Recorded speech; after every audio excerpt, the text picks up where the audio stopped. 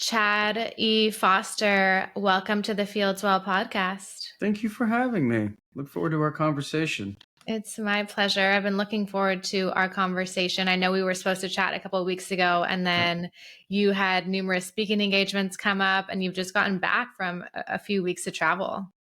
I did, yeah. I had the opportunity. I've done, I think, about 8 events in the last 2 weeks. So it's been pretty busy, but this is the busy time of year, January, February, March, a little bit in April and May, but then it heats back up in September, October. But yeah, certainly the beginning of the year is a busy time. And I feel privileged to be able to do meaningful work that makes a difference both in people's lives as well as in corporate performance.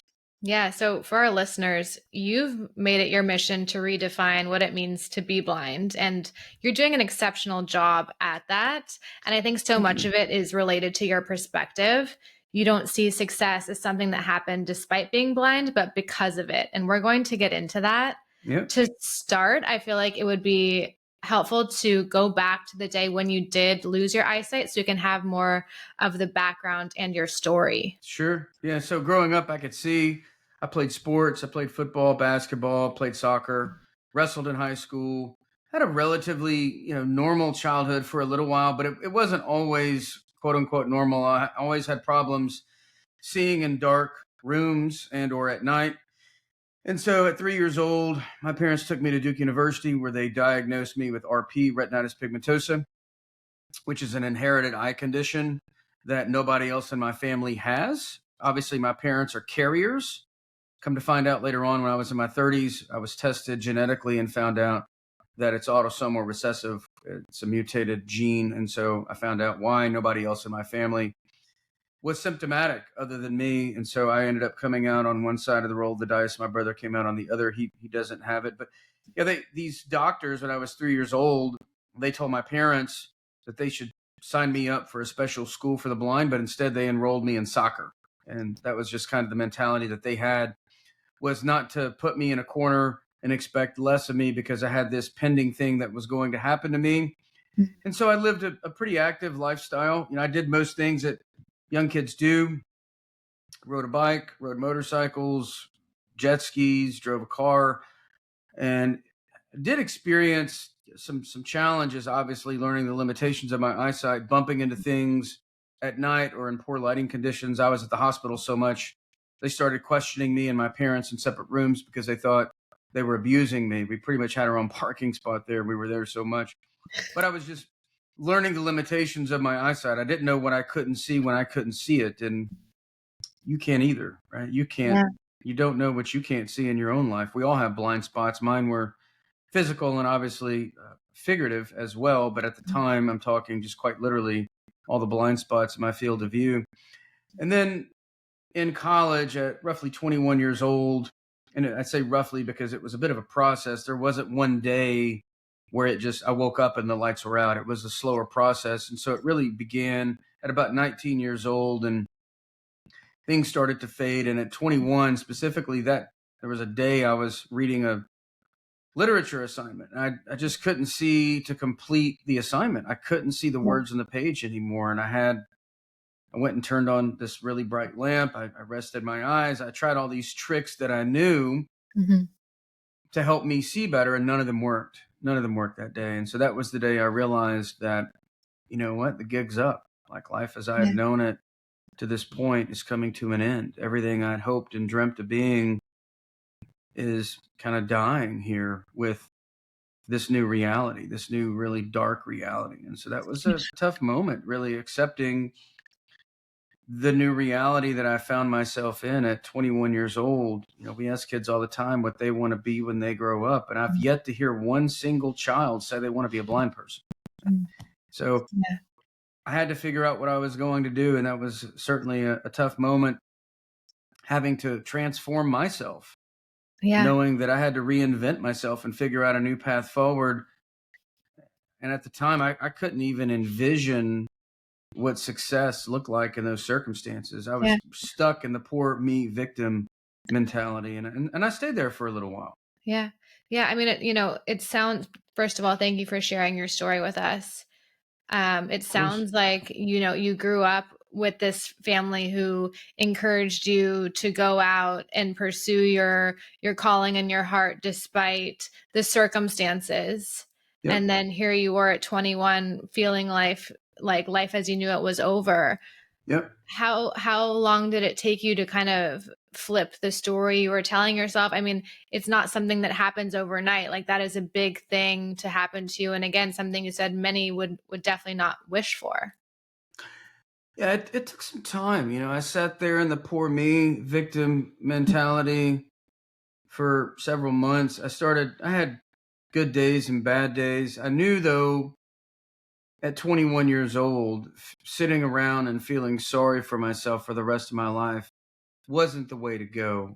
It's just another 50 or 60 years of sorry is just too much sorry. I just couldn't stomach it. And I did it for a little while, and I tried to distract myself by partying and doing things that weren't that productive. And I realized that it just wasn't serving me anymore. Yeah. And I had a magical moment when I went to get my first guide dog in Rochester Hills, Michigan. I was there getting a guide dog, and I showed up on campus there. I was really looking at everything like, poor me. This sucks. None of my friends are here. They can all see fine. They're driving cars, playing ball, all the things that I had done growing up. And here I am. I have to get this dog to lead me around. I've got this really crummy attitude. And I had this really magical experience there. And I had it because of the people I met there. Some of the folks there had it far worse off than I could have ever imagined. Some of them had cognitive impairments on top of being blind. There were some folks there who had diabetes, so they were on dialysis on top of being blind. And there were these young girls I met there, and I'll never forget these young girls. They were deaf and blind, and they had the courage to still get a guide dog so that they could be independent. Now, for these girls, bear in mind that the only way that we could communicate with them is to talk with an interpreter who would sign into their hands. And that was literally the only way that they could communicate. And despite their unimaginable challenges, these brave souls were getting a guide dog so that they could travel independently. And I tried to put myself in their position as I held onto the dog harness and I crossed the street, where I have the luxury of hearing traffic patterns. I have the luxury of hearing people, nearby me walking and talking and signaling what's going on around me. I have the luxury of hearing car horns blowing and just all these things. And I tried to imagine what it's like to grab that harness handle and motion the dog to move forward when you can't see or hear. Yeah. And really putting myself in their shoes for the 26 days I was there blew every speck of self-pity I had right out of me almost instantly. It's just, you can't experience something like that and not walk away with a different point of view. And so I did walk away. It completely flipped the script for me. Yeah. I realized that happiness is not a feeling and it's not an emotion. It's a perspective that you take. It's a decision that you make every day when you wake up. If you don't, you just allow random circumstances to affect your happiness. So that's exactly what came to mind when you were sharing that, Chad, is like you looked around you and you realized, like, there are people who have it so much worse off than me. Yep. What am I doing playing victim? And for everyone who's listening, like, there are going to be people who have it better than you. There are going to be people who have it worse off than you. Yep. And to be grateful for what you do have in your life, as opposed to, we get so caught up in our own melodramas on the silliest things. Yeah. Like these silliest things, like, Yeah. oh, our crush didn't text us back, or, someone looked at us funny, or someone honked at us. Like, let it go. Yeah. Yeah. Is it really that important? And we all take things for granted. I took my eyesight for granted until I could not take it for granted because it was gone. But it's so important to anchor ourselves in gratitude. So that's why for the last 16 years at my house with our kids, we have a gratitude session every night where we all go around as a family and share 3 unique things that we're thankful for that day, because it forces us to bring our conscious attention to the things that we all subconsciously take for granted. And I think it's important to develop that kind of muscle memory, because it's that anchor of gratitude that Yeah. lays the foundation for happiness. And I know that happiness lays the foundation for success, but it starts with having the right foundation of perspective underpinning everything that we do. Otherwise, we get caught up in the things that life throws at us, because we all know life's going to throw stuff at us. It is. We know life is unpredictable, and that Yep. it can change in an instant. And so many of us take it for granted. Yep. So, it's so important to start taking appreciation for every opportunity that you have to be alive and really be in this moment. Similar to you, I have my gratitude practice every night, write 3 things down at least that Yep. I'm grateful for. You realize that that list starts to grow. And now before I eat a meal, I just say thank you. For an opportunity Absolutely. like this, Chad, to chat with you. Thank you. You start Yeah. to realize we have so much to be grateful for. We don't even realize how much of a statistical improbability each one of us are. If you pause and just think for a second about all the billions of creatures in the universe and all of the improbabilities of us even being created, just billions and billions of beings, trillions of beings in existence. And yet here we are. We are these miracles of life, statistically improbable. Yet here we are, and we've been given another day, another moment Yeah. here to take part in this human experience. And I feel like that's probably why they call it the present, is because it is a gift. And so Wow. stopping to recognize that is an important exercise, just to remember that, it's none of this is guaranteed, literally none of it. And so we have to really be mindful of that and appreciate the moments that we do have, because we don't know if the next one's really going to be coming in the same way or coming at all right around the corner. It's so true. So, Chad, for our listeners who are really resisting their reality, maybe Yeah. things in their life aren't going as they had hoped, and they just don't even know what to do with themselves. They're really struggling. What's your advice? Well, there are a few things. The first thing I've talked about, the gratitude. I think that's important. Starting a gratitude journal or having some sort of regular practice is important. The other thing that they can do, I talk when I speak to corporate audiences and trade industry associations. I teach the anatomy of resilience, and one of the pillars have 5 pillars of resilience. One is choosing your response, recognizing that you have the power to choose. The second one is really important, particularly for this, what you're talking about, is learning how to tell yourself the right stories. Fundamentally, we all become the stories that we tell ourselves, and you will become your stories. And oftentimes we have situations that arise and we don't tell ourselves the best stories about our circumstances, about ourselves and how we can show up in our circumstances. Now, for me, look, I went blind and I was in my 20s, and not an ideal situation. And at first, the story I was telling myself was, hey, poor me, this sucks, Chad. Life's not fair. It's not fair. Like you got did wrong. This isn't really, a positive situation. Could have, could be a lot better than what it is. Technically, that's a true story. But eventually I learned to tell myself better stories about my situation. I learned to tell myself stories that took my unfavorable circumstances and reframe them in a way that not only moved me towards acceptance, but helped me see how my blindness can be a good thing. And so I started telling myself stories like, well, Chad, maybe this happened to you because you are one of the few human beings on the planet who has the strength and the toughness to overcome it and use it to help other people. Yes. Now, I took the same basket of facts, going blind, but instead of it being this poor me story that I told myself a story of unique strength and unwavering determination to help other people with what I've done. And so I literally transformed my weakness, my blindness, into a towering strength. It is my mental strength. That's why I went blind. It's the meaning we attach to our circumstances that determines whether or not we suffer from those circumstances. And so the pain oftentimes is inevitable, but it's the suffering around it that is, in fact, optional.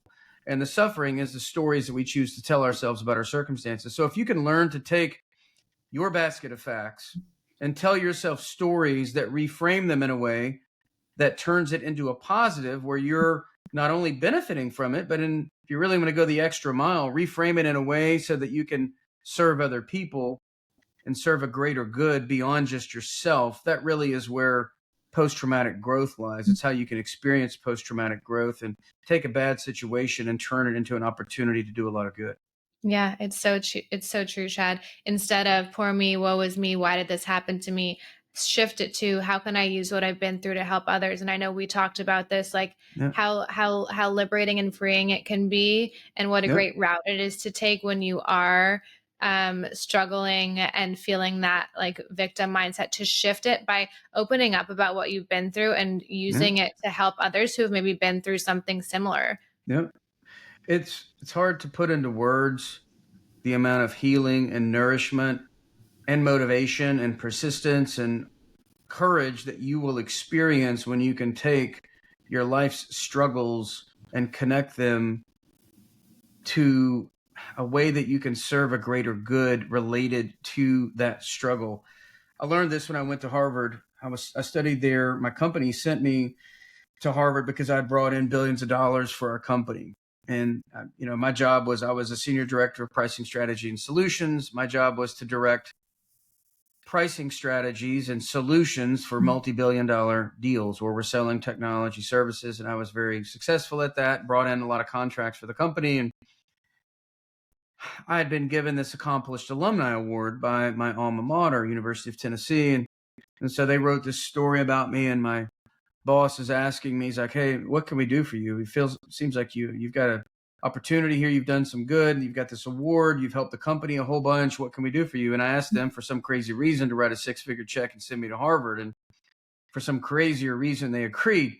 And, you go to Harvard and you think it's all about, case studies and business metrics and all that. And yes, we did talk about the case study method. We did study certain business events that occurred. But one of the things that really stood out to me was a professor there who teaches authentic leadership. He's an executive fellow there. His name is Bill George, and he teaches True North and the True North Leadership Framework. And essentially, to simplify it, it talks about how do you take moments in your life of struggle that were formative for you in some way as you were growing up, and then connect those to serving other people along those lines. And for me, it just kind of reached up and smacked me in the face. I realized I'd never done anything with my experience of going blind. I'd always just pushed on and, led my career in a way focused on improving business results and helping my team and all that, but nothing broader than that. Nothing like serving as an example or teaching the anatomy of resilience to people. And so I saw that as an opportunity. And so I was elected as our graduating speaker there. Wow. And I saw firsthand how much I could help people. I had this short little 12-minute talk. I put some thought into it. I had this really indescribable feeling I was going to be our graduating speaker. And so being a type A person that I am, realized if that were to happen, I was totally unprepared. I didn't know how to give a talk. And so I flew to Houston, met with a professional speaker, wrote a 12-minute talk for an event that I had not even been nominated or elected to do. And so I was elected and nominated and elected. And so obviously I was very prepared for it. And I saw firsthand just how much good I could do. There was a couple of folks there I'll never forget. One guy was going through a divorce, and he shared with me how much I'd helped him. Another guy I'll never forget. He's literally, he's breaking down in my arms. Like he's losing it, right? He's bawling. And I found out later that he had lost his daughter the year before to cancer. And something I'd said helped him. And I'm not like a real soft and fuzzy person. I've got a hard edge. Part of that's my DNA. Part of that's the situation that I've been in. Part of that's just how I was raised. But when you've got a parent, crying in your arms because something you said helped them navigate unimaginable loss. I'm a parent, and that kind of an experience changes you. And it showed me in moments like that how helping other people with what I've learned makes going blind worth it. And, I never thought I would say that. Bear in mind, I've never seen my wife. I will never lay my eyes on my kids. I don't make that statement lightly. Yeah. But when I'm helping other people with what I've learned, there's so much meaning to the work that I do. I get to help other people learn from what I've learned by not facing what I faced, and so they can live happier, more successful lives. And I get to help other people. I may have lost my vision, but I get to help other people find theirs, and It's it's very rewarding work. it's almost those moments where you feel like this wasn't an accident. The world needed me to be a vessel to help other people based on what I have been through. Completely. Yeah, and now I know for me that blindness was a beautiful gift that came disguised in some really ugly wrapping paper. Mhm. And so I wonder, for you listening right now, what gifts are right in front of you? Mm. If you can only open your heart and your mind to receive those gifts, they may Yeah. be disguised in ugly wrapping paper, but not all the beautiful presents come with a pretty exterior. Sometimes we have to open them in a way that and receive them in a way so that we can get the intended use out of them. And so certainly if I can figure out how to take going blind at 20 and never seeing my kids and finding joy and meaning and purpose and fulfillment in that, Mhm. the opportunities there for all of us with the challenges that we face. And so sometimes it's hard to find and we have to do a little more digging, and maybe it's we're on our own journey and we have to find it when we're ready for it. But it Mhm. starts with just opening up that window and saying, the why me question that we ask, it's a fair question to ask, but oftentimes we ask that question with a bitter tone, an angry tone. And it's fine to ask the question, but until you shift the tone from being angry and being bitter to being genuinely curious and Yeah. asking, not why me, but why me?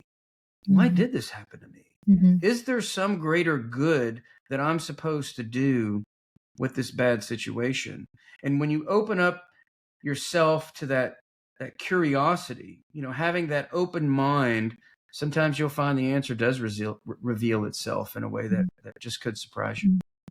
And because you've so beautifully been able to change your perspective, talk to us about some of the things you never would have imagined being able to do as a blind, as a blind man having lost your eyesight, to the life experiences that have been a reality for you. Yeah. I don't think I would have ever imagined me strapping on a pair of skis and going down a double black diamond slope in Colorado.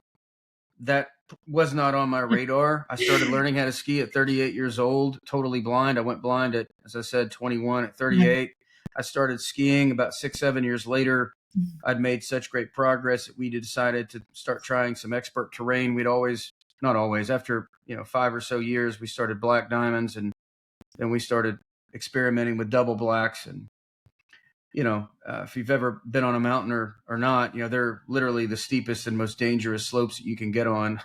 There's just rocks everywhere and big cliffs and tiny little alleyways that you have to ski down.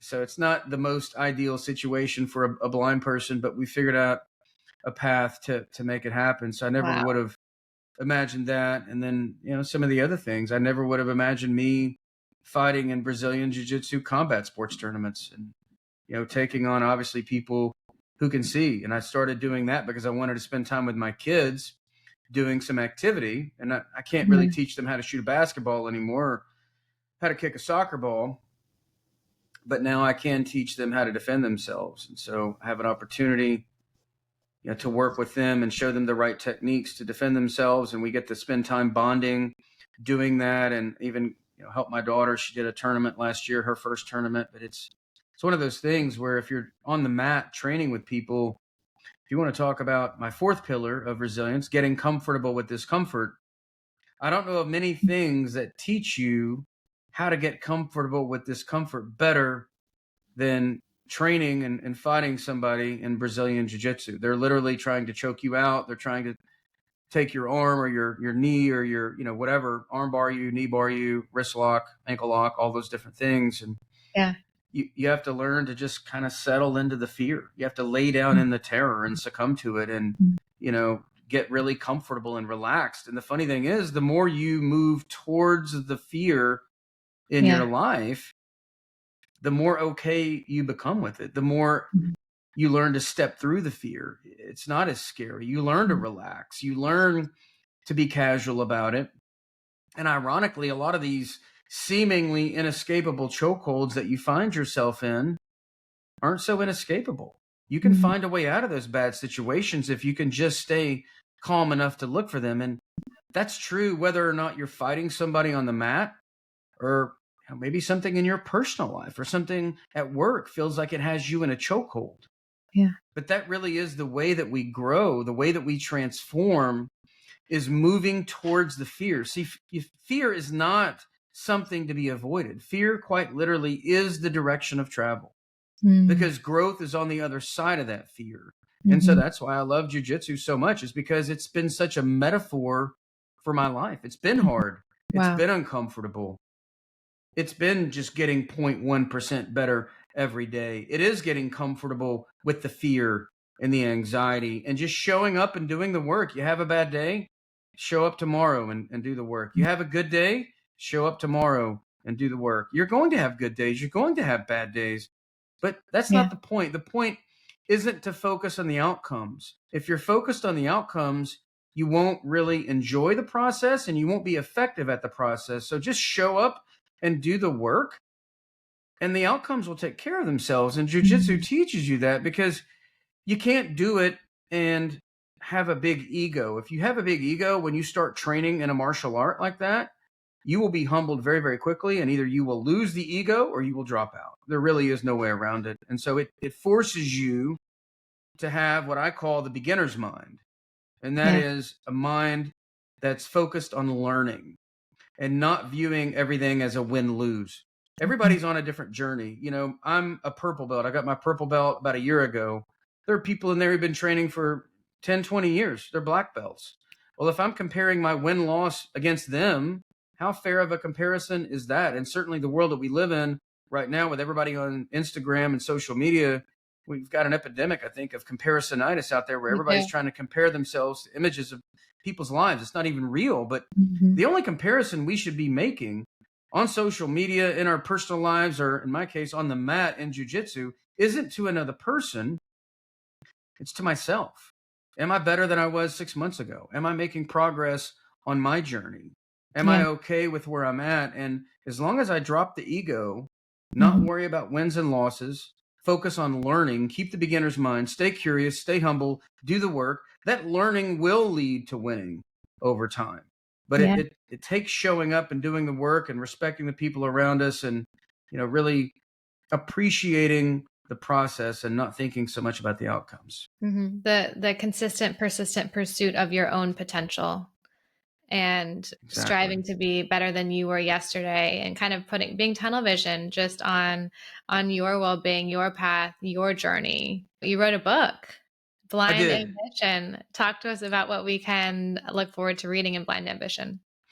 Yeah, in Blind Ambition, I essentially document the whole physical, emotional, psychological evolution that I had to go through from a young age, to going blind in college, to getting into the corporate world, what I had to do, teaching myself how to write code, to engineer my own software just to be able to do my job without being able to see my computer screen, building software that Oracle couldn't figure out how to do themselves for one of their products, and being told that it just couldn't be done, but I'd already done it, and succeeding at different jobs in the corporate world, whether that was marketing, market intelligence, pricing, financial modeling, strategy, leadership, all those things, just helping people understand in a very intimate way. I was very transparent about the challenges that I had faced and how I chose to make, I think, some pretty unique and interesting decisions about navigating those challenges, so that hopefully people can see how I shifted my mindset from being a victim of my circumstances to getting to a point to where I didn't feel like I had to be stuck because of my circumstances. I could see a path to where my circumstances could benefit me, and As much as I didn't want to accept it up front, I did learn how blindness has helped me and be a better person, be a better husband, father, leader, listener, professional, all the things. I would say even helps me ski, as weird as that sounds. I'm not intimidated when I look downhill on a double black diamond. Maybe I should be, but I'm not. Yeah. I'm not focused on the terrain. I'm just focused on the next turn, and Yeah. a lot of people, they don't chase their dreams because they're too intimidated when they see how big the dream is. When they're staring at that double black diamond, it looks too scary. And that's a shame, because you don't have to achieve the big, scary black diamond, 5,000 feet of elevation. All you have to do is make the next turn, just the next right turn. That's all you got to do. And then you know what? After that, make a left turn and then another right turn. But all of these things, it helps, I think, to anchor ourselves and how every disadvantage in our life creates some advantage if we can just use it in the right context. And for me, that's what Blind Ambition is a lot about, how I've figured out how to take advantage of my disadvantage, which is going blind at 21. It's so true, Chad. So many are afraid to take the first step because the mountain looks too big. Yeah. But they're focused on the mountain instead of that first step. Yeah. And I get it. It does look scary when you step back and look at it. But we have to break things down into small, bite-sized steps. You want a vision of greatness that's bold and that inspires you to take action and do the hard work. But the next step that you take should not be that bold. It should not be that scary. It should be very small, because it's these small successes that breed confidence, and it's the confidence that creates action. And ultimately, it's the action that drives the outcomes. If we can just get 1% better every week, we will literally be 68% better in a year and over 17,000% better in a 10-year period. It's compound interest on incremental progress. And so in your life, develop a bold vision of greatness that inspires you to take action, that makes you want to get comfortable with discomfort, that takes advantage of your disadvantages. But when it's time to execute on that, the next step needs to be small and digestible so that you can start to show yourself how you are capable of more than you've been giving yourself credit for. And I promise you this, every person listening to this right now is capable of more than they think is possible. You are capable of more than you're giving yourself credit for. We all are. I could have never imagined when I was 21 years old, realized that my life was changing. There's no way I could have ever contemplated I'd be where I'm at 28 years removed from that, 27 and a half. There's no way I could have imagined it. It's just like, I would have never imagined I would be where I'm at right now doing what I'm doing. And I guarantee you, if you're willing to reattach yourself to circumstances in a way that gives it new meaning, and you're willing to do the hard work and get comfortable with the uncomfortable and step through the fear and build the right habits and actions, you will create the outcomes that you want, and many that you can't even contemplate right now because it's just so far removed. You can't even imagine it because it's so far from now. But we don't know what the edge of possibility is when we get so far out. But if we keep pushing our edge of discomfort, our comfort zones expand, and we get to redefine what's possible for our lives. Yeah. The more I realize it, the more I notice, like, your life could completely change tomorrow. And we're so stuck thinking we have it all figured out. We don't know. It's completely unpredictable. And so have faith that there is abundance, there is excitement, there is change right in front of you if you seek it. And why can't a change be a good thing? I think we all tend to look at things, oh no, this is different. Like, maybe that is a beautiful gift that's disguised in some ugly wrapping paper for you. Maybe, maybe somebody got laid off and you think, oh, this is the worst thing ever. Maybe, or maybe it's the best thing ever. Maybe it's exactly what you needed to put you on a path that allows you to do what you've been put on this earth to do. That's what happened to me. I went blind. Was it a bad thing or was it a good thing? Well, I believe it was the catalyst for me to do what I've been put on the earth to do. I believe that I went blind because I am supposed to help people with what I've learned. It wouldn't be possible for me to reach people had I not gone through that hardship. Mm-hmm. It's possible for everybody. They don't have to go blind to benefit from that point of view. It's anything in your life could be a good thing, could be a bad thing. We don't know. Let's see how it plays out. Are there ways that you can reimagine how it works for you instead of against you? That's part of the tell yourself the right stories exercise. Yeah. If you can't change the facts, change how you attach yourself to the facts. Change the meaning that you assign to the facts. Viktor Frankl explores this in Man's Search for Meaning. He talks about logotherapy is a form of psychology that he founded. For those who don't know, Viktor Frankl was imprisoned in a Nazi concentration camp in the 1930s, 1940s. And he's an Austrian-born psychologist. And he found that the people who were able to make it out of those horrific conditions were the people who found meaning in the pain and the suffering that they had to endure. And Friedrich Nietzsche said, "He who has the why to live can bear almost any how." So it's the meaning that we attach that's far greater than any of the circumstances alone. Yeah, Chad, you're exceptional. I'm so grateful to have had you on. Your story is such an inspiration. Is there anything you'd like to leave our listeners with, or perhaps share some exciting things you have coming up before we wrap up today? Yeah, just make sure that you're telling yourself the right stories. And when you move beyond yourself in service of other people, it will give you the courage to step through the fears that you will naturally experience in pursuit of your vision for yourself. Fear is not uncommon. Don't think that I don't have fear. Of course I have fear. I have fear all the time. I get on the mountain, I have fear. When I get on the mat and I'm competing, I have fear. That's actually why I do it. I want to move towards the fear because ultimately, at the end of the day, a lot of people think courage is the absence of fear. It's not. Courage is doing something despite the presence of fear. You've got one life to live. None of us are getting any do-overs as far as I know. We don't get a do-over. Yeah. Clock is ticking. What are you going to do with your life? Are you going to let something like fear stop you? Is it threatening your life? Or is it just threatening your ego? How useful is ego if you're 75 years old and you didn't look back on your life and you didn't get what you wanted out of it? Take a few chances. You have to take a few chances because if you never dare to be great, you'll never know just how wildly successful that you could have been. So take that leap of faith. Trust in yourself. Tell yourself the right stories. Serve other people. And when you do that, you'll have a really strong opportunity to achieve more than you ever thought was possible. And you'll have a lot of fun doing it. Yeah. I like to say, at the end of this long road, you're going to be the one looking back on your life, being glad that you were the one in the arena going after your wildest dreams as opposed to the one wishing they had. Yeah. Standing on the sidelines, coulda, shoulda, woulda.